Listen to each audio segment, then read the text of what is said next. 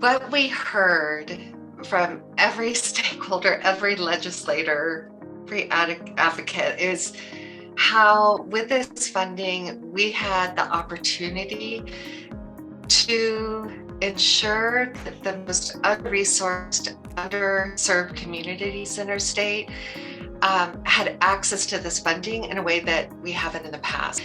So what we did is we created the simplest application you can imagine. It was a side-by-side working together, and it is probably the most successful program we've ever launched. We've already encumbered over $9 million with over about 250 providers that will benefit from this. So that's an example of how we have to do things differently. We can't distribute funding to organizations that have grant writers, right? We have to make sure that every provider across our state has access to this funding. And then we'll have a continuous quality improvement process to ensure that we're committed that all this funding is done equitably. So our family, friend, and neighbor providers are often the ones that we're unable to reach, and their voices aren't at the table to help strategize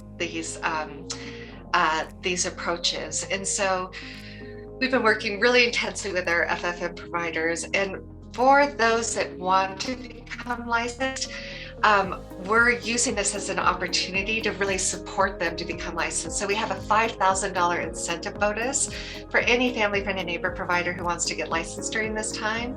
And then if they were offering care before, the deadline of March 11, 2020, then they'll then also be eligible for their the recurring stabilization payments. And so we're doing a lot of intensive outreach into under-resourced communities to bring more CCAP exempt providers in.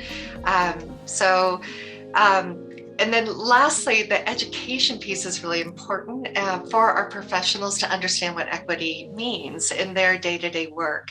And we actually have a phenomenal course on implicit bias that is required for all of our early childhood professionals, so they can really be their best selves and understand where their implicit biases are in their work, so they can continue to improve and support children of all different backgrounds in their childcare setting.